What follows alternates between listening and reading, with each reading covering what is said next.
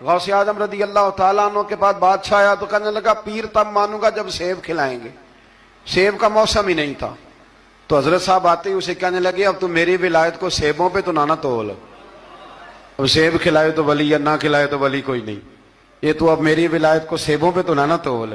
تو حضرت صاحب نے یوں ہاتھ اٹھایا تو اللہ نے 2 سیب عطا فرمائے.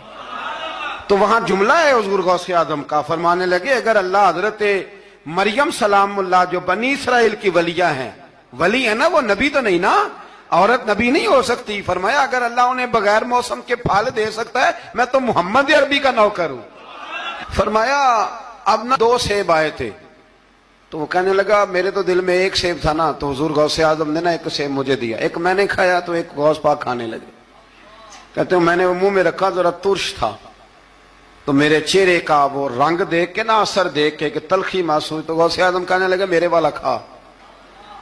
تو 1 انہوں نے کاٹ کے ٹکڑا دیا, کہتے کھایا تو بڑا میٹھا تھا. تو میں نے کہا حضور آئے تو دونوں ہی غیب سے ہیں, تو آپ کے والا میٹھا ہے میرے والا کڑوا ہے. تو آپ فرمانے لگے آئے تو دونوں غیب سے تھے, پر ایک کو ذرا ظالم کے ہاتھ لگ گئے ہیں نا, اس کو تنبیہ بھی کر دی کہ ظلم سے باز آ جا, تنبیہ بھی کر دی. فرمایا ہاتھ ظالم کے لگے اس لیے ترش ہو گیا, سیانا بن. 1 نہیں 20 درجنوں.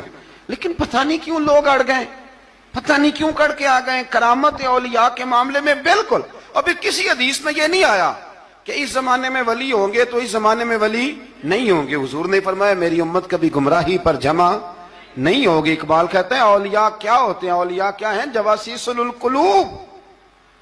اقبال کہتا ہے ولی کا بہت بڑا ولی تم نے دیکھنا ہو تو اسے دیکھو جو تیرے دل کا جاسوس ہے. چلو یہ مشکل بات ہے, میں نہیں چھیڑتا, لیکن جو تیرے وہ جاسوسی کرتا ہے پر کرتا ہے تیرے دل کی.